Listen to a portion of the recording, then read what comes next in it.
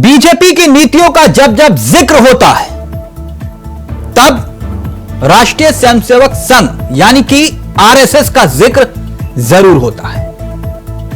कहा जाता है कि बीजेपी की लगभग हर नीति और उसके लिए गए हर बड़े फैसले में संघ की भूमिका होती है, दोनों साथ साथ चलते हैं।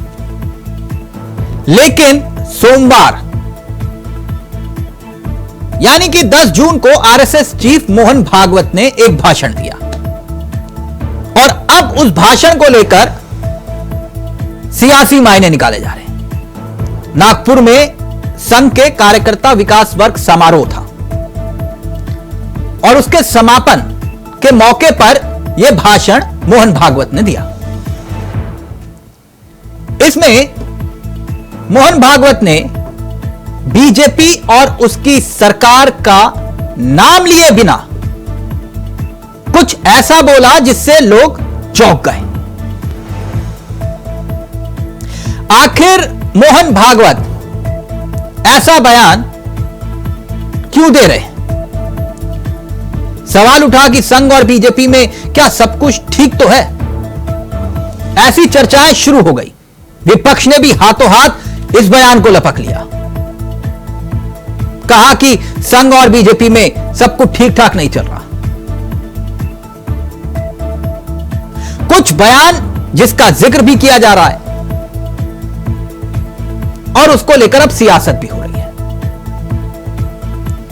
तो उन्हीं बयानों से इस कहानी को आगे बढ़ाते हैं।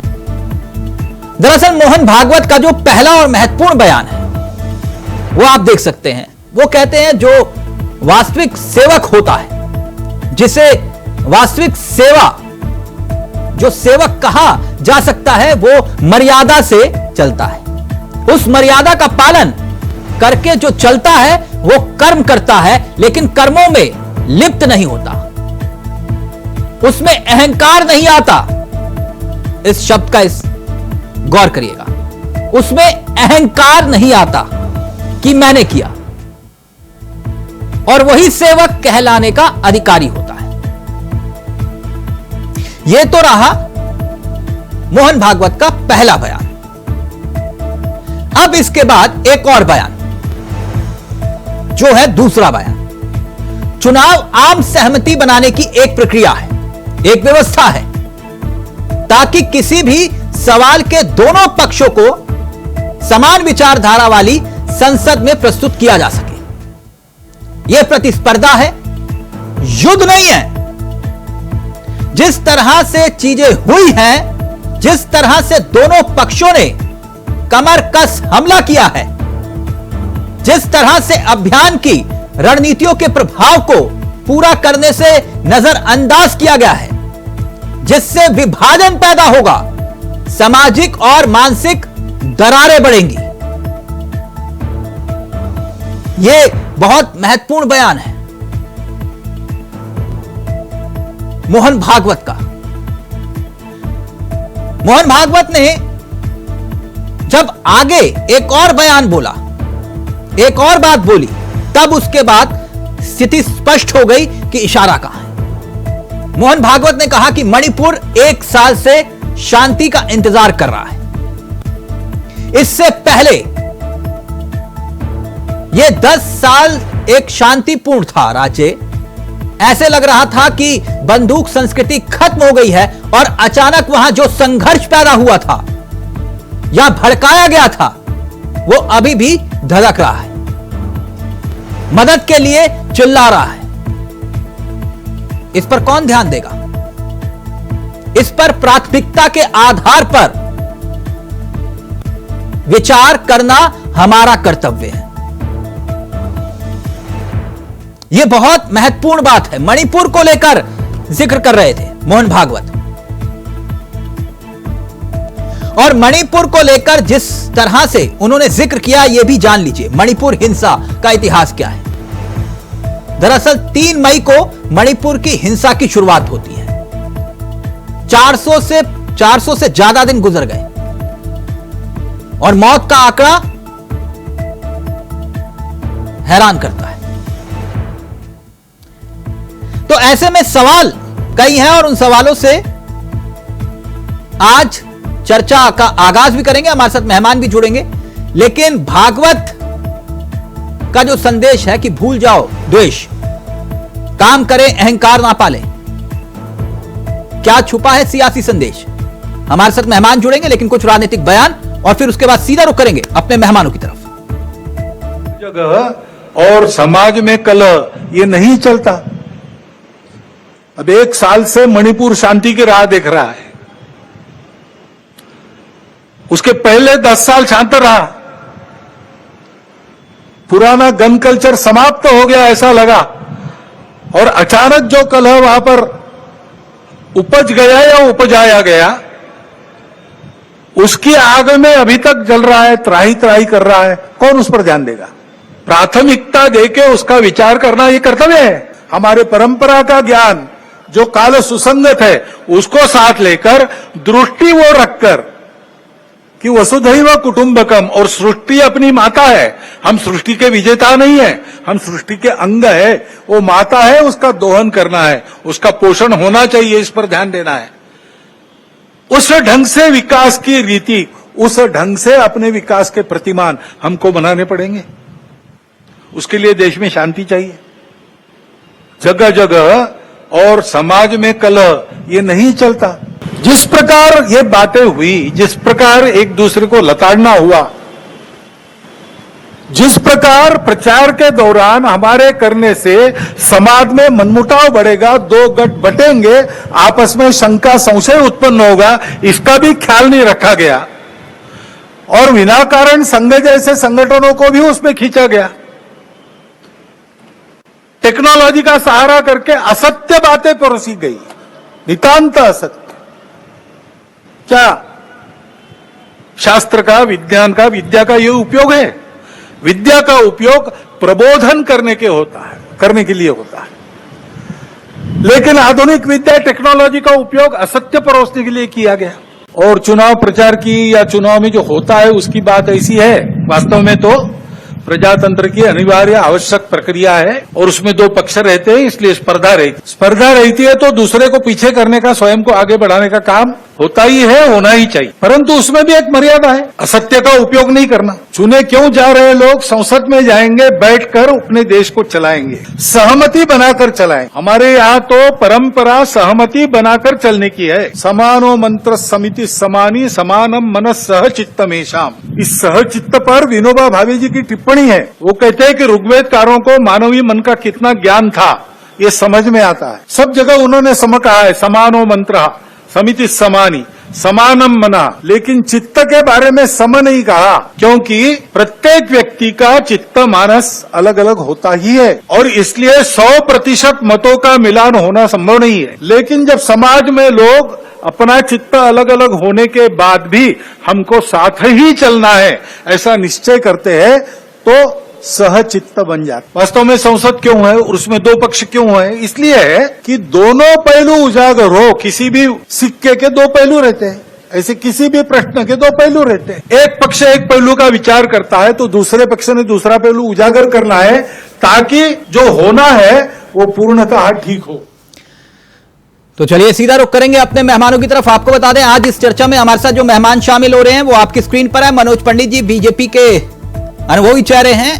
वरुण मिश्रा जी कुछ ही देर में कार्यक्रम का हिस्सा बनेंगे, कांग्रेस के चेहरे हैं। हमारे साथ आलोक पांडे जी जुड़ चुके हैं, राजनीतिक विशेषज्ञ हैं। जगदीश जी हमारे साथ इस कार्यक्रम का हिस्सा हैं, समाजवादी पार्टी के अनुभवी चेहरे हैं। आप सभी का बहुत बहुत स्वागत है। कांग्रेस इस कार्यक्रम का हिस्सा कुछ ही देर में बनेगी, लेकिन पहले आलोक पांडे जी, चर्चा की शुरुआत आपके साथ करता हूं। ये भागवत का संदेश निशाने पर कौन?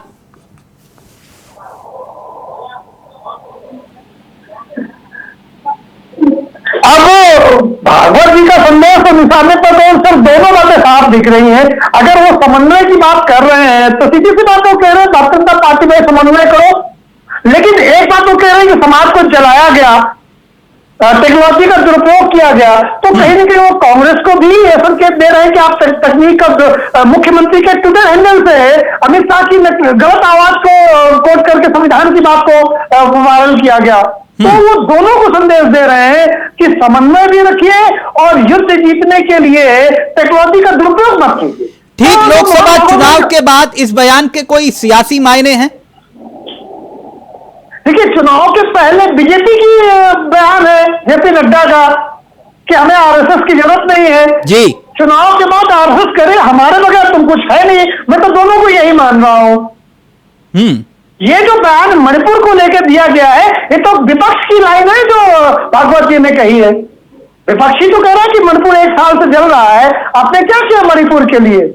भारतीय जनता पार्टी के प्रवक्ता भी आंसर देंगे मणिपुर पर ढंग से। तो ये सामान्य घटना है जो मोहन भागवत संदेश दे रहे हैं? देखिए, मोहन भागवत जी अगर मणिपुर कुछ कह रहे हैं तो सामान्य घटना कैसे हो सकती है? तो ये नाराजगी है या नसीहत है? ये नसीहत है। अब इसे आप नसीहत विद नाराजगी भी कह सकते हैं, क्योंकि नसीहत तभी दी जाती है खुल के मीडिया में। नसीहत तो बंद कमरों में दी जाती है ना जी। आलोक जी, नसीहत बंद कमरों में दी जाती है। आलोक जी, मैंने कहा नसीहत बंद कमरों में दी जाती है जी, इसीलिए मैंने कहा, उसको बात को दुरुस्त किया मैंने कि हाँ। नसीहत के साथ नाराजगी भी है। नाराजगी किस बात की? जब कोई भारतीय जनता पार्टी का राष्ट्रीय अध्यक्ष कहेगा कि अब उसे आरएसएस की जरूरत नहीं है संघ की, आपको लगता है जरूरत नहीं होगी? नाभि और नाल का रिश्ता है। मां के गर्भ में शिशु कहे कि हमें मां की जरूरत नहीं है, वो पैदा हो जाए और 10 साल का हो जाए कहते हमें मां की जरूरत नहीं है, और वो मेरे जैसा 40+ हो जाए फिर भी कहे कि मुझे मां की जरूरत नहीं है। अम्मा नाराज नहीं होगी? मेरी अम्मा बगल में ही लेती है, वो अगर मैं कहता हूं कि मम्मी की जरूरत नहीं है तो वो तो अभी का चप्पल उठा ले मुझे कि अच्छा तुमको मेरी जरूरत नहीं है। मैं अपनी मां के लिए कह रहा हूं, ये बात बगल में लेती, आपको प्रोग्राम देख रही है, तो मैं तो नहीं कह सकता कि मुझे मां की जरूरत नहीं है, मैं कितना भी बड़ा हो जाऊं। और जो ये कहता है कि मां की जरूरत नहीं है वो फिर दंड का भागी है। आलोक जी, आपकी जितनी बात मैं समझ पाया और उसे थोड़ा पर्दे के पीछे भी अगर मैं समझना चाहूं, जो आप कह रहे हैं कि आरएसएस के बिना बीजेपी कुछ है नहीं, जितनी बात मैं समझ पाया, और आपकी बात सिर्फ आप नहीं कह रहे, ये बात तो सब बोलते भी हैं, क्या इसके पीछे एक और सियासी संदेश छिपा है कि जेपी नड्डा अब राष्ट्रीय अध्यक्ष, क्योंकि पार्टी का भी सिद्धांत है एक व्यक्ति एक पद का, अब स्वास्थ्य मंत्रालय की जिम्मेदारी, तो यहां पर खत्म होता है, एक नए अध्यक्ष की चयन की शुरुआत होती है। तो क्या पर्दे के पीछे आरएसएस एक संदेश भी देने की कोशिश कर रहा है कि भाई अध्यक्ष मतलब आरएसएस का चेहरा? तिलक जी, अब मुझे यह समझ में नहीं आता कि जेपी नड्डा को प्रोन्नत किया गया है या इस बयान और चुनाव में 240 सीटें आने के बाद दंडित, आप उन्हें सब लोग कह सकते हैं कि उन्हें मिनिस्टर बनाया गया, अच्छी बात है। मुझे लगता है भारतीय जनता पार्टी का जो अध्यक्ष है वो मिनिस्टर से बहुत बड़ा होता है। तो मैं तो पहले दिन से मीडिया में कह रहा हूं कि ये उनको प्रमोशन है या दंड है, ये तो समय बताएगा। अभी बीजेपी के प्रवक्ता कहेंगे उनका तो कार्यकाल खत्म हो रहा है, भारतीय जनता पार्टी में तो अध्यक्ष बदलते रहते हैं, कार्यकाल क्योंकि बढ़ाया गया था चुनाव तक। लेकिन मैं मानता हूं कि ये कहीं ना कहीं जेपी नड्डा के उस बयान का भी परिणाम है जिसमें उन्होंने कहा था कि उन्हें आरएसएस की जरूरत नहीं, भारतीय जनता पार्टी अपने आप में सक्षम है। हाँ। मुझे लगता है यह बयान कम से कम भारतीय जनता पार्टी को नहीं देना चाहिए था। अगर मन में विचार था तो मीडिया में तो नहीं कहना चाहिए था। अगर कोई बच्चा अपनी माँ को लगे कि ठीक है हम बड़े हो गए, माँ की उतनी जरूरत नहीं है, लेकिन आप अपना अम्मा के मुंह पे कह दो कि अम्मा मैं तुम्हारी जरूरत नहीं है, ये बात अम्मा भी जानती है कि बच्चा जवान हो गया, बड़ा हो गया, चलो ठीक है, अब अपने पैरों में खड़ा हो गया, ठीक है, लेकिन हम ये कह थोड़ी देंगे कि मम्मी हमें तुम्हारी जरूरत नहीं है। तो मुझे लगता है आरएसएस से बीजेपी से गलती हो गई थी और इस गलती का परिणाम उन्हें 240 सीटों तक में जो सिमटे हैं, ये सबसे बड़ा बयान भी एक कारण है भारतीय जनता पार्टी को 212। यानी आप ये कह रहे हैं नाराजगी है, नसीहत नहीं है। खैर, मैं मनोज पंडित जी, देखिए कांग्रेस भी पिक्चर में आ गई, आप लोग इंतजार कर रहे थे कि कांग्रेस, भाई वो पुराने जमींदार लोग हैं, वो लेट आराम से, अभी भी वही कल्चर है वहां। पंडित जी, बाकी सब तो ठीक है, ये भागवत जी कह रहे हैं कि अहंकार छोड़ सेवक बने। ये अहंकार छोड़ सेवक बने किसे कह रहे हैं? तिलक जी, वो तो सबको नसीहत दे रहे हैं ना, वो तो ये कह रहे हैं कि भाई ठीक है, आप देश चुनाव से, जो चुनावी पर्व था जो चीजें थी अब वो समाप्त हो चुका है। एक सरकार नहीं, बनी, किसे चुनाव अहंकार हुआ। छोड़ने की बात कह रहे हो? अब उन्होंने किसी का नाम तो लिया नहीं तिलक जी, उन्होंने कहा कि भाई ठीक है आप ये चीजें छोड़ के, अब सरकार बन गई, चुनाव हो गया, चीजें पटरी पर आ गई, अब जो 1 साल से चली समस्या थी वहां, उसका निवारण करना भी भारत सरकार की जिम्मेदारी बनती है। नहीं, वो किसी को तो और- अहंकार छोड़ने की बात कर रहे होंगे ना। तिलक जी ये तो उन्होंने किसी का नाम नहीं लिया ना तिलक जी, उन्होंने तो कहा कि भाई ठीक है सरकार, एक चुनावी पर्व था वो पूरा हो गया, अब उसके बाद जो जिम्मेदारी होती है सरकार की और विपक्ष की वो अपनी भूमिकाओं को निभाएं। और भाई मैं पढ़ दूं उनका एक बार फिर से बयान? पढ़ दीजिए। पढ़ देता हूं सर। मोहन भागवत जी ने जो कहा, जो सबसे पहला बयान था जिसका जिक्र मैंने पहले भी किया था, मनोज पंडित जी कह रहे हैं वो बयान, अब इसको फुल स्क्रीन भी दिखा दीजिए, पंडित जी देख भी पाए और देश भी देखे। मोहन भागवत जी कह रहे हैं जो वास्तविक सेवक है, जिसे वास्तविक सेवक कहा जा सकता है, वो मर्यादा से चलता है। उस मर्यादा का पालन करके जो चलता है वो कर्म करता है, लेकिन कर्मों में लिप्त नहीं होता, उसमें अहंकार नहीं आता कि मैंने किया, और वही सेवक कहलाने का अधिकारी होता है। मनोज पंडित जी अब स्क्रीन पर। मनोज पंडित जी, देखिए- मैंने तभी पूछा था ये अहंकारी कौन है, किसे कह रहे भागवत जी? देखिए तिलक जी, भागवत जी का इशारा किस ओर है ये स्पष्ट तरीके से पूरा देश समझता है, चीजें हैं, सब कुछ है। और नहीं, समझा दीजिए, मैं नहीं समझ पाया। नहीं, उनको कहीं ना कहीं लगा कि सरकार प्रॉपर तरीके से सरकार ने ध्यान नहीं दिया, या पार्टी से बड़ा कोई नाम हो गया, या कुछ ऐसे विषय रहे जिसपे कहीं ना कहीं उन्होंने जो है उसको संज्ञान लिया उस चीज का, तो उन्होंने अपनी इच्छा व्यक्त की और वो इतना बड़ा वक्तव्य दिया उन्होंने, वो सारी चीजें हैं। पर तो आपको क्या लगता है ये नाराजगी है, नसीहत है? दोनों चीजें कही जा सकती है, नाराजगी भी कही जा सकती है, नसीहत भी कही जा तो सकती है। नाराज क्यों है आरएसएस आपसे? अब देखिए तिलक जी, जब आप कुछ करते हैं तो आप लोग नाराज भी होते हैं और खुश भी होते हैं, ऐसा बिल्कुल नहीं है। तो अब अगर कुछ है तो मान लो मोहन भागवत जी नड्डा साहब के बयान से नाराज हैं, और मेरा तो मानना वो यह है जो काम करवाने वाला व्यक्ति होगा वो सबसे ज्यादा गाली खाता है। देखिए तिलक जी, जब आप कुछ करते हैं तो उसका नेगेटिव पॉजिटिव होता ही हाँ। है। जो कुछ करेगा नहीं उसका कुछ भी नहीं होता। हाँ, ठीक है, जो कुछ करेगा नहीं तो वो, हाँ, मैं आपकी बात ये भी, मैं वही पूछ रहा हूं ना कि ये बात क्यों आई, ये नाराजगी क्यों आई, आपको क्या लगता है?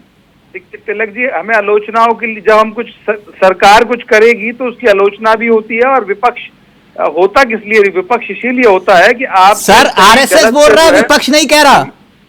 नहीं, आरएसएस बोल रहा है। आरएसएस एक ऐसा संगठन है जो पूरे देश में है और बहुत मजबूत संगठन है। नहीं, मैं आरएसएस की परिभाषा नहीं पूछ रहा सर, मैं आपसे यह पूछ रहा हूं कि आरएसएस ये बात क्यों कह रहा है।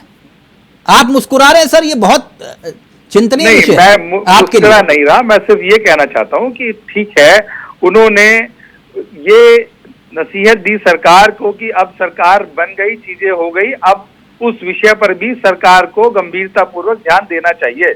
तो नहीं दे रहे थे ध्यान? अभी तो आप देखिए ना, पिछले 2 महीने से तो सब चुनाव में लगे थे, सारी चीजें हो ही रही थी। हाँ। और सरकार तो पहले से भी, आप देखिए 2-2, 3-3 बार गृह मंत्री वहां गए, चीजें वहां हुई। नहीं, 2 महीने से नहीं सर, एक मिनट, मणिपुर शांति की राह देख रहा है, ये बात मोहन भागवत जी कह रहे हैं, विपक्ष नहीं कह रहा। और आप कह रहे हैं 2 महीने। सर 3 मई, अगर मैं गलत नहीं हूं तो 3 मई से इस हिंसा की शुरुआत हुई थी, 3 मई से, और आज कुल मिलाकर 405 दिन से ज्यादा का वक्त गुजर चुका है। तिलक जी, तो ये आप इस बात से गवाह हैं हाँ। कि वहां पर क्या प्रयास नहीं किए गए। देश के प्रधानमंत्री वहां कितनी बार गए? नहीं, देश के प्रधानमंत्री नहीं गए, पर होम क्यों नहीं मिनिस्टर गए गए वहां पे, और वहां पे डेलीगेशन गया। चीजें चुनाव हुई प्रचार वहां के पर। दौरान आपने कितनी रैलियां की सर? कोई रैली नहीं की। कहाँ रैली की वहां पे? मणिपुर तो नहीं गए सर आप, मैं वही तो कह रहा हूं, आराम से पानी पीजिए। तिलक जी, मेरा मानना यह है कि आप देखिए, ये सारी चीजें पूरे देश ने देखी है। हाँ। और अभी ये ऐसे मसले हैं जिनका हल शांतिपूर्वक बैठ के ही निकाला जा सकता है, दोनों संगठनों को बैठा के ही समझाया जा सकता है, उससे ठीक। उसका हल निकल सकता है। ठीक, और मैं वो आपके प्रयास पास कई आऊं। बार किए जा चुके हैं। जगदीश जी हमारे साथ हैं, मैं फिर वरुण जी आपके पास आऊंगा। जगदीश जी, जी तिलक जी, भागवत जी के जो बोल हैं उसके पीछे के सियासी मायने क्या हैं? आप लोग तो बहुत खुश हो रहे हो। नहीं तिलक जी, हम खुश नहीं हैं। हमको कष्ट इस बात का है, जैसा कि हमारे बीजेपी के साथी ने कहा कि विपक्ष की भाषा बोल रहे हैं भागवत जी। इनके कहने का सत्यार्थ यही है। नहीं नहीं, उन्होंने ये नहीं कहा सर। अरे आपने टोका भी इनको कि ये विपक्ष नहीं, मोहन भागवत जी कह रहे हैं। बहरहाल उसको आप जो भी समझें, मैंने पहले भी तिलक जी आपके उसमें कहा था और आज पुनः दोहरा रहा हूं, जो भागवत जी ने कहा है बिल्कुल 100% सही कहा। मैंने पहले भी आपके डिबेट में कहा, ये सरकार, मोदी जी और मोदी जी का हर कार्यकर्ता अहंकार से इस तरह भरा हुआ है कि अब मोदी की गारंटी नहीं बची है, अब बीजेपी की गारंटी नहीं बची है, मोदी की गारंटी चल रही है। संगठन बीजेपी कुछ नहीं, नथिंग। आरएसएस उसकी जो मातृ संस्था है, नथिंग। उसको कह रहे हैं आरएसएस की हमें जरूरत नहीं है, वोट की हमें जरूरत नहीं, हमको मोदी है तो सब कुछ है, मोदी है तो मुमकिन है ना। इनको पहले तो एक बात क्लियर करिए आप लोग।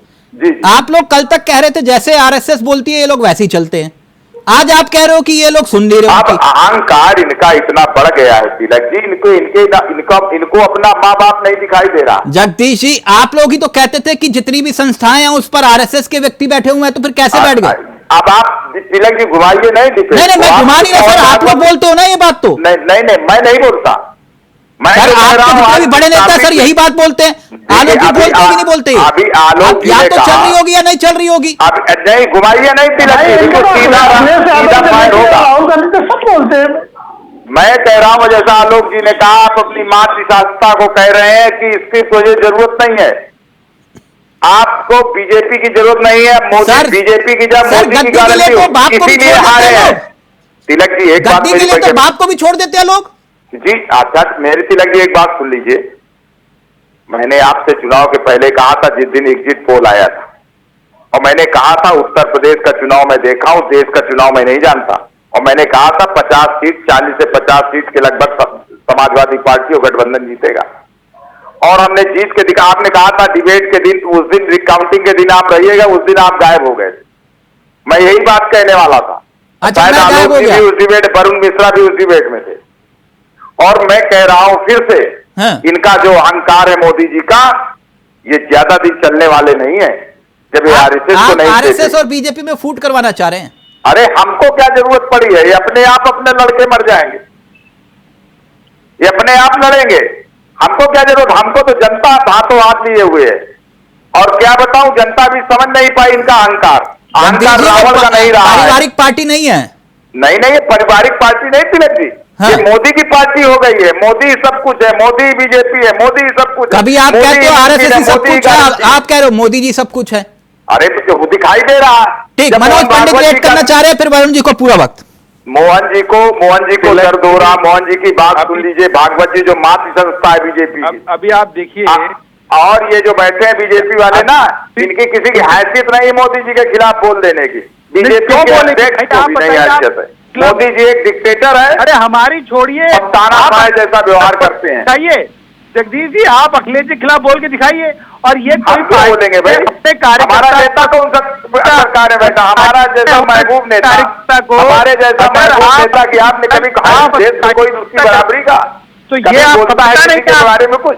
आप ये देखिए कि आप अपने नेता के खिलाफ अनुशासनहीनता करते हैं, तो सभ्यता नहीं है आपकी कि हम अपने नेता के खिलाफ बोले। अगर जो है वो ठीक है। आज भी देश में सबसे बड़ी पार्टी, यही तो आप लोग अगर बोल नहीं सकते नेता, आपका नेता कहाँ? 7 साल आगे की बात कर रहे हैं, और इतनी मजबूती से भारतीय जनता पार्टी देश की सबसे बड़ी पार्टी है। भारतीय जनता पार्टी बड़ी बारी, यहाँ तो मोदी बड़ी पार्टी हो गए हैं। नहीं, मोदी जी चलने लगे, आप ही के परिवार, भारतीय जनता पार्टी पीछे लगे यार, पीछे रह गए। हम लोगों को खुद ही चिंता मत करिए। 5 डायरेक्टर चुनाव लड़े अब की बार। आप ये बताइए, तो सारी चीजें आपके सामने है कि नहीं? तो मेरा मानना है आपको जनता ने जनादेश नहीं दिया, आप जोड़ तोड़ करके सरकार बनाए हैं। नहीं, जनादेश तो हमारे पास पहले भी था, और जनादेश अभी पता चलेगा आपको। जब हम हम इंडिपेंडेंट गवर्नमेंट ये तो कहिए मोदी जी बच गए उत्तर प्रदेश में। तब भी जरा हम सीरियस, हमारे कांग्रेस के भाई सीरियस ले लेते, उनके पास थी तो मोदी जी भी उलट जाते। जगदीश जी, तब हम इंडिपेंडेंट गवर्नमेंट बना रहे थे, तब भी हमने उनको जगदीश जी, मंत्री बनाया जगदीश जी, था। एक मिनट रुकिए ना, एक मिनट रुकिए। मैं वरुण जी के पास जाऊं, एक छोटा सा होमवर्क दे रहा हूं सर, अगर आप करना चाहें तो आपकी मर्जी है, वरना उस होमवर्क को पूरा मैं कर दूंगा। यूपीए 1, यूपीए 2, क्योंकि आपने जिक्र किया कि इनके पास बहुमत नहीं है और जोड़ तोड़ से सरकार चला रहे हैं। यूपीए 1 और यूपीए 2 में कांग्रेस के पास कितनी सीटें थी? कांग्रेस के पास कितनी सीटें थी आप बता देंगे तो ज्यादा बेहतर होगा, वरना फिर चलते चलते मैं बता दूंगा। ठीक जगदीश जी, तिलक जी मुझे याद नहीं है और ये होमवर्क मैं इसलिए होमवर्क दे रहा हूं सर, 5 मिनट जरा आप इस होमवर्क पे काम करिए। यूपीए 1 और यूपीए 2 में कांग्रेस के पास कितनी सीटें थी और उसने कैसे सरकार को चलाया, थोड़ा सा बता दीजिएगा तो अच्छा लगेगा। जी आप बहुत अच्छे एंकर हैं, आपका मैं बहुत सम्मान करता हूं, निष्पक्ष एंकरिंग करते हैं। और ये जो इनका आज मोहन भागवत जी का के बचाव पे डिबेट सर है, मेरी निष्पक्षता ही यही सवाल पूछ रही है कि जरा जगदीश जी ने जो बात कही कि ये सरकार बहुमत में नहीं है, तो पूछना चाहिए जगदीश जी से कि जिस यूपीए 1 और 2 को आपने समर्थन दिया था तब उस वक्त कांग्रेस के पास कितनी सीटें थी, बताएंगे जगदीश जी तो अच्छा लगेगा। खैर वरुण जी, मैं आपके पास आना चाह रहा था।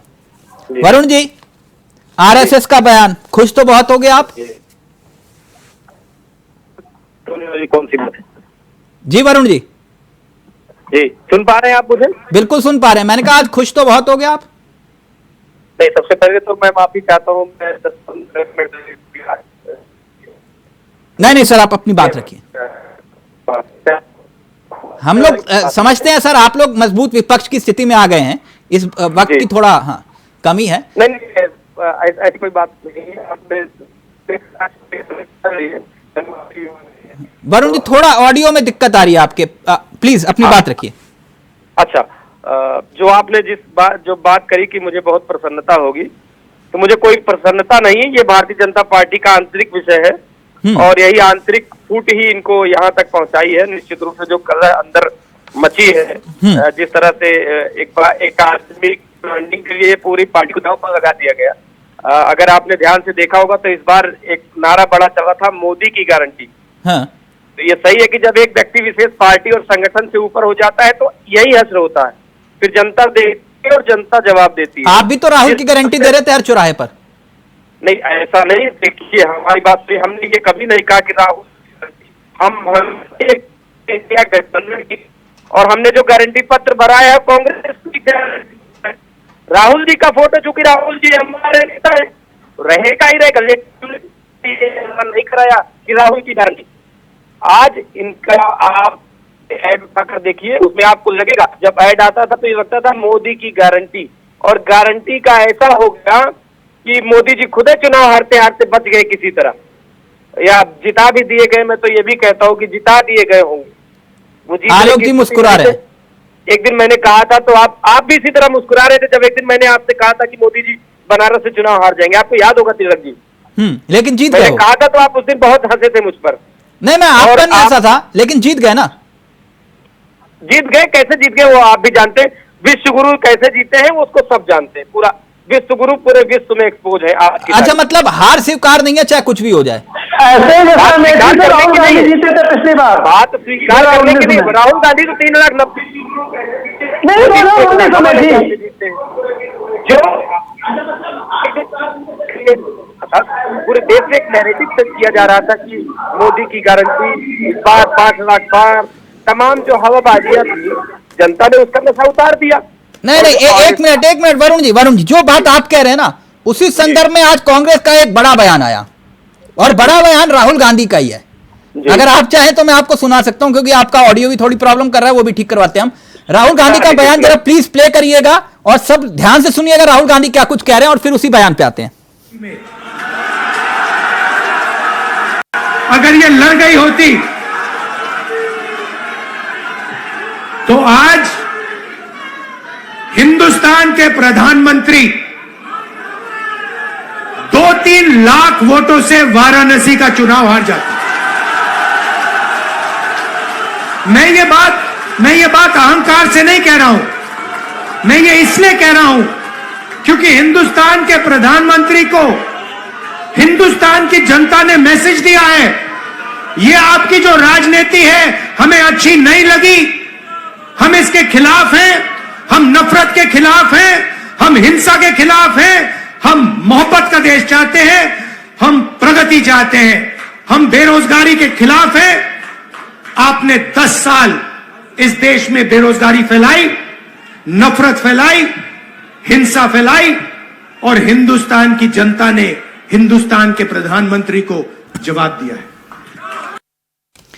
वरुण जी, माननीय गांधी जी कह रहे हैं कि अगर प्रियंका गांधी जी लड़ जाती, मेरी बहन लड़ जाती, तो प्रधानमंत्री चुनाव हार जाते। रोका किसने था उनको? उत्तर प्रदेश की जिम्मेदारी थी और विशेष रूप से जब राहुल जी पूरे देश में प्रचार कर रहे थे तो प्रियंका जी पर यह बड़ी जिम्मेदारी थी कि रायबरेली। अच्छा, लड़की हूं, लड़ सकती हूं, लेकिन वाराणसी नहीं लड़ सकती। वरुण जी का ऑडियो प्लीज चेक करवाइए। वरुण जी, ये आलोक जी सुना आपने जो बात राहुल गांधी कह रहे हैं कि मेरी बहन लड़ जाती तो प्रधानमंत्री हार जाते। रोका किसने था? जी, कोई रोक रहा था कि प्रियंका जी आप चुनाव नहीं लड़ेंगे? वहां तो ये तक बात आई जो बीजेपी उठा रही थी कि जीजा जी तैयारी कर रहे हैं, तो भाई किसने रोका था आपको? एक्चुअली अब ये एक नैरेटिव बनाने की कोशिश कर रहे हैं कि हम 99 लाख के भी जीत गए। हाँ। और भारतीय जनता पार्टी 240 लाख के भी हार गई। मैंने ऐसा विद्यार्थी नहीं देखा जीवन में कि वो 100 में 27 लाख के खुश हो, 5 नंबर बेस मार्क्स से मिले हो, और जो 100 में 90 लाया हो, 85-80 लाया हो, उसके तो तेरे तो नंबर कम है, 100 में 80 आए और खुद के 27 आए हैं। 27 वाला 80 वाले से कहता तेरे नंबर कम है। ये बात समझना पड़ेगा। आप 99 लेकर के आए हैं, झूठ बोलकर, अमित शाह का गलत बयान चलाकर संविधान खत्म कर देंगे, आरक्षण खत्म कर देंगे। जगदीश जी रिएक्ट करना चाह रहे हैं। जगदीश जी वो पूछ रहे हैं कि भाई ऐसा कौन होता है जो नंबर कम लाने पर भी जश्न मनाता है? ऐसा है तिलक जी, मैं इसीलिए आलोक जी से नाराज हो जाता हूँ। ये वकालत करने लगते हैं बीजेपी के जो 303 सीटें थी आज 234 में हो गई, कम हुई है, इसलिए हम कह रहे हैं। अच्छा, 303 से 234 जगदीश जी, जो भी हुई इसलिए हम कह रहे हैं। आंकड़े भी आपको नहीं पता, और गठबंधन की सीटें बड़ी है, 34 हम ज्यादा नहीं लाए, 100% आ जाएंगे। आप उल्टा बोल रहे हैं आलोक जी, इसीलिए मैं आपको सोचता हूँ बीजेपी के प्रवक्ता मत बनिए। नंबर आप मुझे कम दे रहे हैं, कैसे कम दे रहे हैं? हमारे वोट बढ़े, हमारा वोट परसेंटेज बढ़ा, हमारा सब कुछ बढ़ा, आप कम कर रहे हैं। अरे आप तो 400 कह रहे थे, कहाँ गए आपके 400? 200 में लटक गए। नहीं ठीक है, जबरदस्ती की बात करने लगते हो आलोक, इसी मुझे तथ्य को मत छुपाइए। आप टीवी डिबेट में बैठे हैं, आप बीजेपी के प्रवक्ता मत बनिए। देखिए आप आपको सही बोलते हैं, मुझे प्रवक्ता कहने लगते हैं। सही नहीं बोलते हैं बीजेपी के। समाजवादी पार्टी की 5 सीटें थी, आप 35 सीटें हैं। अरे फिर आप गुंडाई करोगे तो फिर हारोगे आप, थोड़ा धैर्य रखा करो। धैर्य आप रखो, आपको बीजेपी के पक्ष में बोलने में मजा आता है क्योंकि मैं समाजवादी पार्टी का प्रवक्ता हूँ। अरे बीजेपी की भी खिंचाई कर रहा था ना। कहाँ आप खिंचाई कर रहे हो? आप तो बीजेपी 400 पार वाली कहाँ गई उनकी? 303 से 240 में आ गए। अरे आप 400 पार के 600 पार के हैं, 240 सबसे बड़ी पार्टी है ना आलोक जी। चलिए बताइए, आप बताइएगा। हम 5 सीटों से 35 पहुंचे हैं, कांग्रेस 1 सीट से 7 पहुंची है और 40 सीटों से कांग्रेस आज 99 बताइए कांग्रेस 100 है क्या पूरे भारत में? कुछ भी हो, बड़ी है कि नहीं, जनता ने उसको बढ़ाया है कि नहीं बढ़ाया? आपको बताया को विजय क्या कहते हैं भाई? जबरदस्ती आप बहुमत किसके पास है बताइए आप? बहुमत किसके पास है? किसी के पास नहीं है बहुमत। भारतीय जनता पार्टी एनडीए के पास, भारतीय जनता पार्टी के पास कोई बहुमत नहीं है। एनडीए के पास है। भारतीय जनता पार्टी फांसियों पे टंगी हुई है। आदरणीय नीतीश जी और आदरणीय चंद्रबाबू नायडू जी जिस दिन कह देंगे उस दिन ऐसे पड़े रहेंगे। 1990 से 96 तक कौन सी सरकार बनी थी आपकी? बैसाखियों पर थी ना, वो सरकार बहुमत की नहीं थी। एक भी दिन बगैर बहुमत की सरकार नहीं रह सकती इस देश में, नॉट ए सिंगल डे। आप जानते हैं इस बात को? फिर गलत नैरेटिव क्यों बनाते, झूठ क्यों बोलते हैं आप? हम सच बोलिए, सच बोलिए। बहुमत की सरकार है, ये कहिए कि भारतीय जनता पार्टी को बहुमत नहीं है। आप आलोक जी, मैं फिर कहता हूँ, ये विश्लेषण वाला आप ना पट्टा हटा दीजिए। आप बीजेपी के प्रवक्ता बन के बैठा आलोचना करें तो हम भारतीय जनता पार्टी प्रवक्ता, भारतीय जनता पार्टी की आलोचना करते तो नहीं कहती ना कि हम समाजवादी पार्टी के नहीं प्रवक्ता हैं। जगदीश जी, एक मिनट, आलोक जी आपस में मत लड़िए। विषय ये है जगदीश जी, आप ये उम्मीद करें कि आलोक जी जो है लाल टोपी डाल के जो है आप लोगों के जिंदाबाद के नारे लगाए, तो वो भी संभव नहीं है। मेरे कहने का मतलब है कि इनको ये नहीं कहना चाहिए कि हमारे नंबर कम हो गए। सच्चाई आप एक छोटा सा उदाहरण दे देता हूं, फिर मैं वरुण जी के पास जा रहा हूं। सच्चाई बोलेगा तो सच्चाई आपको कांग्रेस 40 से 100 पहुंची जाके 99 जो है। एक मिनट वरुण जी का ऑडियो रहेगा, अगर ऑडियो आ रहा है तो। लेकिन एक बात मैं जानना चाह रहा था, एक और छोटी सी बात उदाहरण के साथ। जब पीवी नरसिम्हा राव की सरकार बनी थी, ठीक तब उस वक्त सरकार के पास बहुमत के आंकड़ा नहीं था। बड़ी दिलचस्प बात कह रहा हूं, जरा पन्ना टटोल के देखिएगा आप लोग। और जब सरकार ने अपना कार्यकाल पूरा किया तो वो पूर्ण बहुमत की सरकार थी। बोलिए जय श्री राम। मालूम है जगदीश जी, गलत तो नहीं कह रहा आलोक जी? आप गलत कहां कहेंगे तिलक जी? नहीं मैं तो नहीं है, और उसमें मुकदमा भी हुआ था। मैं ये नहीं कह रहा कि किसने जेएमएम को तोड़ दिया था और किसने अजीत सिंह को धोखा दिया था। मैं वो बात कह ही नहीं रहा। मेरी बात समझ रहे हैं ना आप? मैं तो सिर्फ इतिहास के पन्नों को पलट के सियासत की एक कहानी आप लोगों के सामने रख देता हूं। गलत है तो बोलिए गलत है, सच है तो सच। मैं तो सिर्फ वही बात कहता हूं जो आप कह रहे हैं कि भाई बहुमत की सरकार, पीवी नरसिम्हा राव के पास बहुमत नहीं था, लेकिन जब सरकार पूरी कार्यकाल हो जाता है तब बहुमत में आंकड़ा कहां से आ जाता है? हाँ, तो ये भी बहुमत कर लेंगे तिलक जी, चिंता मत करिए। हाँ, तो आप अगर उम्मीद रखते हैं तो फिर वो पंडित जी कहां से पीछे रहेंगे? नहीं नहीं नहीं, तो आप ही के मुताबिक कह रहा हूं सर, ये अटल जी वाली बीजेपी नहीं है। ये आप ही के मुताबिक आप जो कह रहे हैं ये मोदी वाली बीजेपी है। दलों को तोड़ देंगे। तो आप ये मानिए कि ये मोदी जी वाली बीजेपी है। ये पीवी नरसिम्हा राव वाली है, उनसे प्रेरित भी तो हो सकती है। नहीं नहीं, खैर अब वरुण जी मेरी आवाज आ रही है आपको? हाँ बिल्कुल आ रही है। हाँ वरुण जी, अब आपकी आवाज आ गई मुझे। चेहरा भले ही जो है थोड़ा अभी पिक्चर में नहीं है, लेकिन धुंधली तस्वीर ही सही। लेकिन ये जो राहुल गांधी जो बात बोल रहे हैं इतना कॉन्फिडेंस के साथ, इतना कॉन्फिडेंस तो उस वक्त भी नहीं था जब वो उन्होंने अध्यादेश को फाड़ा था। ये बात कहां से आई कि भाई मेरी बहन लड़ती तो चुनाव हरा देती प्रधानमंत्री को? किसने रोका था? देखिए ऐसा है तिलक भाई कि प्रियंका जी के ऊपर पूरी रायबरेली और अमेठी की जिम्मेदारी थी, राहुल जी पर पूरे देश की जिम्मेदारी थी, इसलिए प्रियंका जी चुनाव नहीं लड़ी।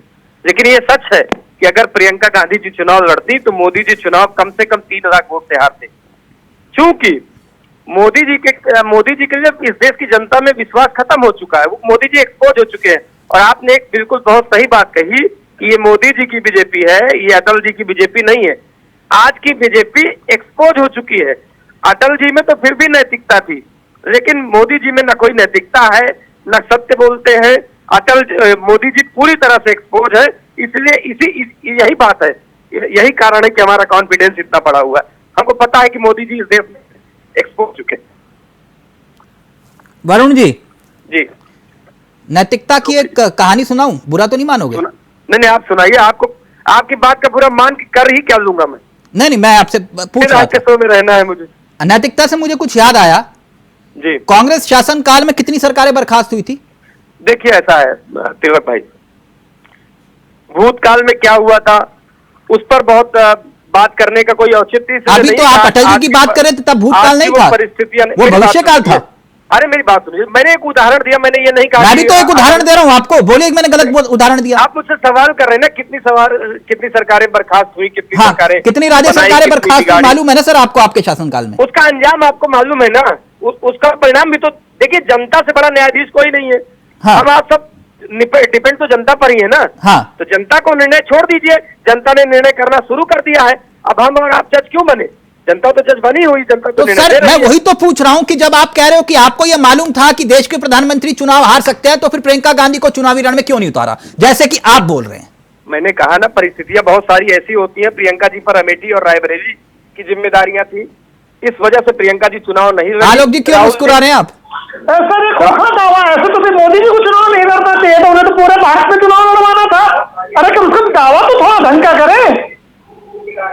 और राहुल गांधी पे लड़े चुनाव, अगर उन्हें पूरे देश में चुनाव लड़वाना था तो विश्लेषक है और थोड़ा सा अपनी माँ की तरह राज्यसभा चले जा राहुल गांधी। देखिए तिलक भाई, मैंने आपसे पहले कहा राहुल जी चाहते थे प्रियंका जी चुनाव लड़े, और प्रियंका जी का ये खुद का फैसला था कि वो चुनाव नहीं लड़ेगी, वो सिर्फ राहुल जी को रायबरेली और अमेठी में चुनाव लड़ाएंगी। अच्छा, तभी पूरे देश में प्रचार करनी थी वो, और बाकी पूरे देश में प्रचार करेंगी। अच्छा अच्छा, ये उनका निर्णय था। ठीक। अब कोई चुनाव नहीं लड़ना चाहता है तो क्या करेंगे? लेकिन ये भी सत्य है कि अगर चुनाव लड़ती तो मोदी जी 3 लाख वोट से चुनाव हारते। ये सब अब राहुल गांधी जब सीट छोड़ेंगे तो क्या उस सीट से प्रियंका गांधी चुनाव लड़ेंगी? सर अगर पर जीवन नहीं चलता, अगर सब तो अक्सर नहीं लड़ सकते, अगर मतलब गाँव।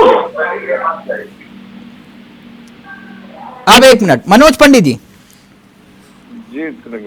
ये इस बात को लेकर वाजिब सी बात है, देश के प्रधानमंत्री को अगर चुनाव के दरमियान कि देश के प्रधानमंत्री वाराणसी में पीछे चल रहे हैं, 1 राउंड 2 राउंड 3 राउंड 4 राउंड पीछे चल रहे हैं, तो वो दिल तो कहीं ना कहीं है, हार्ट बीट तो बड़ी होगी कहीं पंडित जी आप लोगों की कि ये हो क्या रहा है। उसी पर वो चोड़े हो रहे हैं, कह रहे हैं कि देखो अगर हम लड़ते तो हाँ कर देते काम। अब राहुल गांधी 2 सीटों से लड़ रहे हैं, 1 सीट पर लड़ देते। अच्छा तिलक जी, अगर इतने ही कॉन्फिडेंट होते तो क्या राहुल गांधी जी 2-2 सीट से चुनाव लड़ते? आप मुझे बताइए। इतनी स्थिति खराब थी कांग्रेस की कि लास्ट मोमेंट पर जब 2 चरण की 3 चरण की वोटिंग हो गई, उसके बाद तो इन्होंने घोषणा की कि चुनाव लड़ेगा कौन। उससे पहले तो घोषणा ही नहीं कर रहे थे ये लोग, और इतनी हिम्मत थी तो लड़ना चाहिए। तो चुनाव किसने रोका इनको चुनाव लड़ने के लिए? आप अगर हम देखिए ना, पहले घोषणा करते थे तो स्मृति ईरानी भाग जाती है अमेठी से। अच्छा, हमें तो स्मृति ईरानी को चुनाव हराना था अमेठी में, और रगड़ के हराना था, बेइज्जत करके हराना था, इसलिए हमने जानबूझ के अनाउंस नहीं किया था। हमने स्मृति ईरानी का ये तो बहुत अच्छी बात कह रहे हैं आप, पर बात सुनिए, ये जनता जनार्दन है और जनता ही सर्वोपरि है।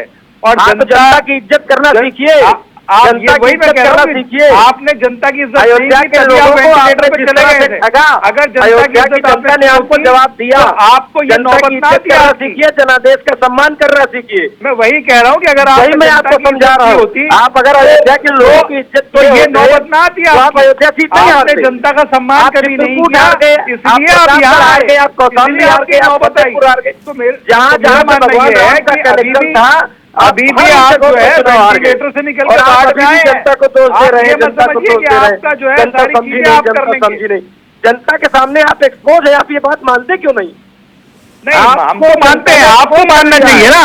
अब आप बताइए कि अब राहुल गांधी जी की जगह क्या प्रियंका गांधी चुनाव लड़ेंगे वहां से? अब राहुल गांधी पर बात मत करिए, अब आप महंगाई पर बात करिए, बेरोजगारी पर बात करिए, भ्रष्टाचार पर बात करिए, अब आप देश की समस्याओं पर बात करिए।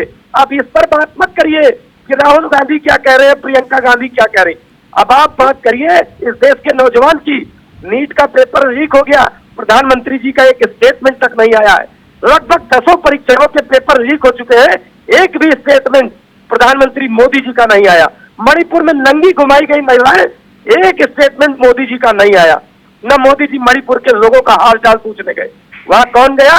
वहां राहुल गांधी गए। यही कारण है कि इस देश की जनता ने आपको समझ लिया, पहचान लिया और अब जवाब देना शुरू कर दिया। अभी भी समय है, सुधर जाइए, समझ जाइए, जनता का सम्मान करना सीखिए, जनता का मूड समझिए, जनादेश को स्वीकार करिए। और सत्य ये है कि आपके नेतृत्व को इस देश की जनता ने नकार दिया है। सरकार बना लिया आपने, बहुत अच्छी बात है, कितने दिन चलेगी ये आप देख लीजिएगा। और मैं आपसे तिलक जी, आपके चैनल पे बहुत जिम्मेदारी से मैं कह रहा हूँ, अगर अगले महीने से ही सरकार का एक्सपोजर शुरू नहीं हो गया, झगड़ा नहीं शुरू हो गया, तो मैं आपकी डिबेट में हिस्सा लेना बंद कर दूंगा। नहीं हो तो ठीक है, तो आप वैसे भी हिस्सा नहीं लेंगे, क्योंकि जब चीजें होंगी नहीं तो हिस्सा कहाँ से लेंगे? अभी आप देखिएगा, आप बस एक महीने रुक जाइए। कांग्रेस न आप कहीं जा रहे हैं, न मैं कहीं जा रहा हूँ, न तिलक भाई कहीं जा रहे हैं। आप देखिएगा, अगर अगले महीने से झगड़े शुरू नहीं हो गए तो आप बताइएगा। मेरा ये विश्वास है, मैं जानता हूँ इस देश की जनता के टेम्परामेंट को समझ रहा हूँ मैं, और नीतीश कुमार के व्यक्तित्व को समझ रहा हूँ, चंद्रबाबू नायडू के ट्रैक रिकॉर्ड को देख रहा हूँ, मुझे पता है कि अगले महीने से झगड़े होने तय हैं। और वरुण जी, मनोज जी, एक मिनट में जगदीश जी के पास जा रहा हूं। आप टेम्परामेंट को समझते वरुण जी, तो आज 240 आप होते। नहीं, देखिए आप समझिए, ये हाँ। 240 में मीडिया का भी बहुत बड़ा रोल है। अच्छा, बुरा मत मानिएगा, आप लोगों का बहुत बड़ा रोल है। अच्छा। आप लोगों ने फ्रॉम द डे फर्स्ट 400 ऐसी माला जपी 400 की कि जनता का मूड आपने बदल दिया। और निश्चित रूप से जब इस देश का इतिहास लिखा जाएगा तो जनता को बेवकूफ बना दिया गया, आप ये कह रहे हो? ना, मेन स्ट्रीम की मीडिया भी उतनी ही दोषी लिखी जाएगी जितना नरेंद्र मोदी लिखे जाएंगे। इस बात का आप विश्वास करिए। तो मतलब और जो चुनाव हारा वो दोषी नहीं है, जो चुनाव लड़ा भी नहीं है, और आप कह रहे हैं कि ठीक नहीं, आप मेरी बात समझिए। आप अभी जब अकेले होइएगा दिल पर हाथ रखिएगा, हाँ। और समझिएगा कि मैं सही कह रहा हूं या गलत कह रहा हूं। मैं तो अभी भी दिल पे हाथ रख रहा हूं।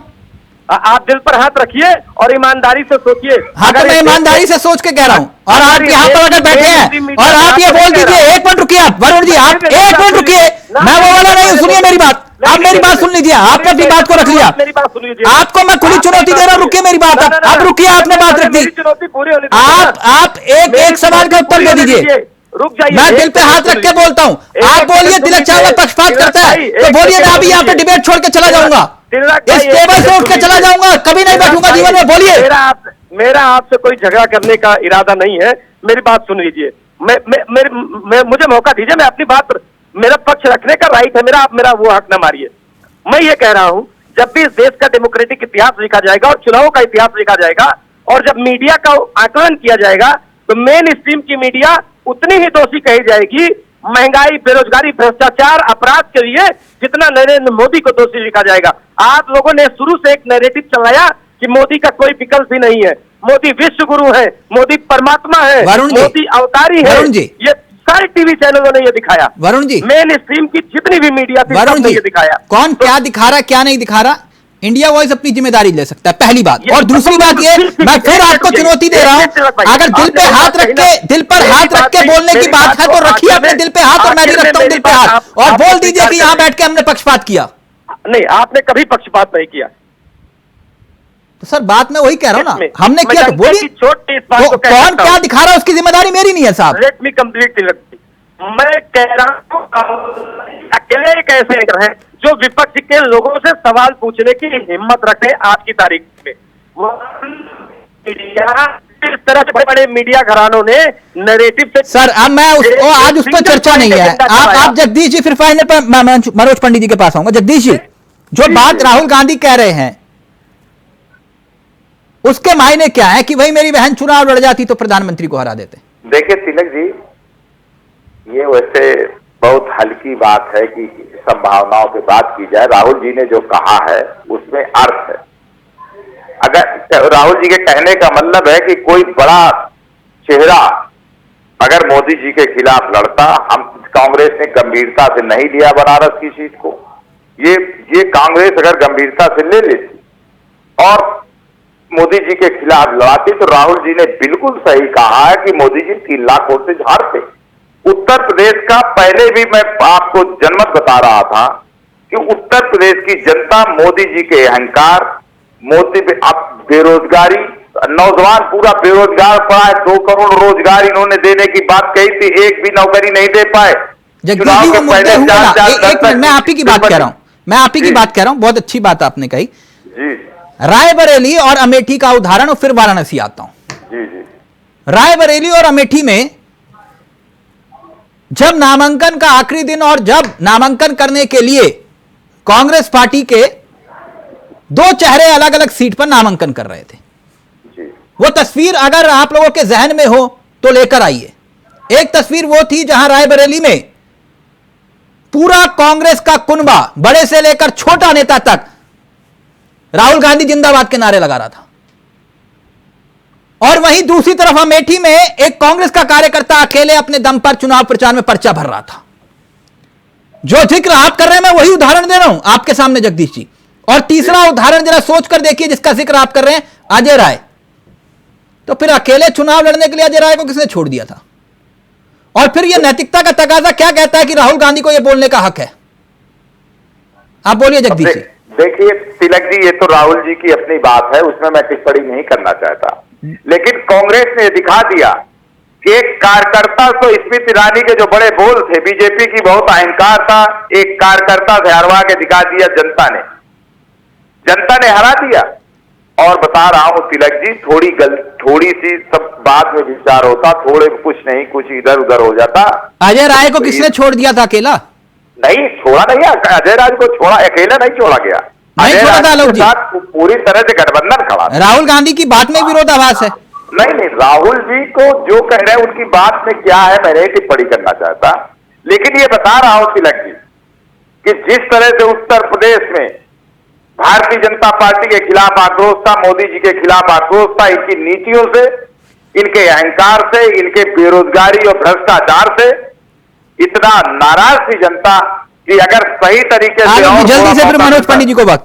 आलोक जी नहीं, केवल उत्तर प्रदेश में समाजवादी पार्टी ने अच्छी सीटें जीती है तो ये उनका कहना और जोश में आना स्वाभाविक है, लेकिन अगर देश की जनता वाकई नाराज थी तो मध्य प्रदेश में 100 आउट ऑफ 100, उड़ीसा में 19 सीटें, 21 में से, छत्तीसगढ़ में 11, गुजरात में 26 में से 25, कर्नाटक में इनकी सरकार होने पर भी सबसे बड़ी पार्टी, आंध्र प्रदेश में, तेलंगाना में इनमें से किसी 8 और 8 तेलंगाना में जहां तक है उसके, तो भारतीय जनता पार्टी 240 में लेके आई।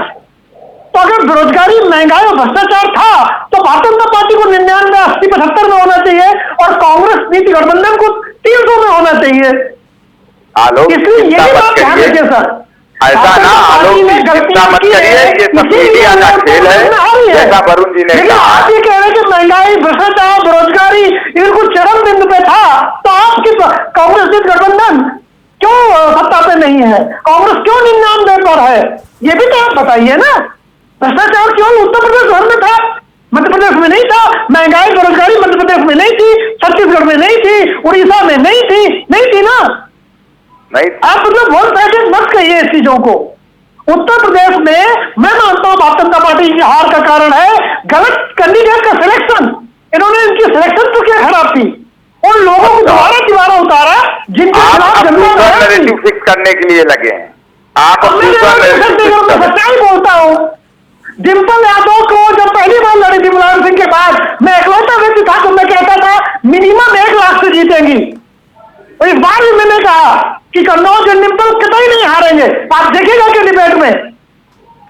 तो ऐसा नहीं है, जो सच होता मैं बोलता वो हूं, सूट करे या ना करे, सिपाहियों के बिना कमजोर सपा, ये नारा मेरा दिया हुआ है उत्तर प्रदेश की राजनीति में। तो ऐसा नहीं है, मैंने मोटिवेट किया पूरी बार, हर बार किसी बात के बगैर सपा की आप परिकल्पना नहीं कर सकते, देखिएगा जाकर के चैनलों में। ऐसा नहीं कि मैंने केवल एक बात, मैं बात सच कहता हूं, आपको सूट करे या फिर आपको सूट ना करे। चलिए ठीक, वो सामाजिक नजरिए से वो उनके परिवार का मामला है समाजवादी परिवार। खैर मैं एक बात जानना चाह रहा था मनोज पंडित जी, फाइनल कमेंट आपसे मेरा, ये मोहन भागवत जी जो बातें कह रहे हैं, कहीं ऐसा तो नहीं है कि आप लोगों को अब नया अध्यक्ष, राष्ट्रीय अध्यक्ष चुनना है, क्योंकि नड्डा जी अब स्वास्थ्य मंत्री बन रहे हैं, अंदर की खबर की बात कर रहा हूं मैं, ये कहीं बयान के जरिए दबाव बनाने की कोशिश तो नहीं है मनोज पंडित जी? नहीं, ऐसा नहीं है, ऐसी उनको दबाव बनाने की आवश्यकता नहीं है। वो देखिए, मोहन भागवत जी रीढ़ की हड्डी की तरह काम करते हैं देश में, और सारी चीजों को चलाने की बात करते हैं, और वो एक इंडिविजुअल संगठन है और वो अपने हिसाब से, और बहुत शक्तिशाली संगठन है, उनको हक है अपनी बात कहने का और सारी चीजें करने का, इसमें कोई इश्यू नहीं है। और देखिए, जेपी नड्डा साहब का कार्यकाल तो पहले ही खत्म हो चुका था। हाँ। और चुनाव तक उनका कार्यकाल बढ़ाया गया था, अब हाँ। उनको नया राष्ट्रीय अध्यक्ष बनना ही है, तो वो आरएसएस का ही होगा।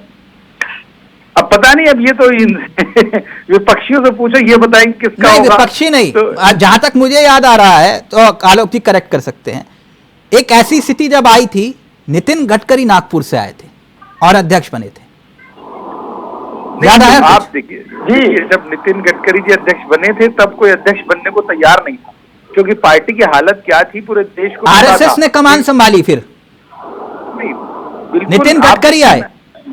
आज जो मोहन भागवत जी ने जो बयान दिया, ये किसी संगठन में हिम्मत है ऐसे बयान देने की, सच्चाई बोलने की? तो ये तो सच्चाई सच्चाई बोल रहे थे मोहन भागवत जी? नहीं, उनका मतलब जो वो बताना नहीं, आप बोल रहे हैं सच्चाई बोल रहे थे वो? नहीं, सच्चाई इन द सेंस कि उनको लगा कि जो चीजें हैं अब चुनाव नहीं, तो हो आप ही गया, तो कह रहे हैं वो उनको- सच्चाई बोल रहे थे।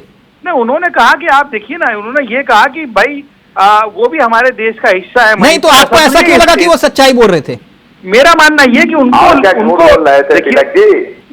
देखिए एक तिलक मिनट, जी, ऑडियो नीचे सबका, सिर्फ आप पंडित जी तिलक का। जी, मेरा हाँ, मानना ये है वो कि सच्चाई जब बोल रहे थे। आज अभी देखिए वरुण जी ने कहा कि भाई नहीं, मीडिया वरुण सारा- जी छोड़िए, आपने जो कहा मैं आपसे पूछ रहा हूँ, सच्चाई बोल रहे थे? तो आप मेरी बात के पीछे क्यों पड़ जाते हैं? मैं क्योंकि आपसे ये आपने बात कहा करता कि वो हूं। सच्चाई बोल रहे थे। सच्चाई उनको लगा कि ऐसा होना चाहिए। भाई आप नहीं, व्यक्ति को होना नहीं चाहिए, अपने उन्होंने बताया विचार- कि ऐसा हुआ। देखिए, हमारा लोकतंत्र में ये अधिकार है हर व्यक्ति का कि वो अपने विचार स्वतंत्रता से रख सकता है। तो वो अशांति की बात, अहंकार की बात, अब आभासी देखिए, प्रचार तिलक की जी, बात किसके लिए कर रहे थे? अब वो तो अब आप जानते ही हैं, वो तो भाई जो वही तो सारी पूछ रहा हूं चीजें आपसे। हैं, ना किसके लिए कर रहे थे, ये तो कोई नाम तो डिसाइड नहीं है ना किसके लिए कर रहे थे, क्या कर रहे थे। उन्होंने अपना वक्तव्य अच्छा, रखा और ठीक। आपने सुना और हमने सुना, पूरे देश ने सुना। ठीक ठीक, आपने कहा, अपनी बात को रखा, लेकिन चलते चलते मैंने एक जगदीश जी आपको होमवर्क दिया था, वो शायद आपने पूरा नहीं किया। हम बता दिए थे हम होमवर्क नहीं किए हैं। मैं कर देता हूं सर, हाँ। थोड़ा सा हो सकता है कि फिगर इधर उधर होगा। नहीं आप कर दीजिए। 1991 का दौर था,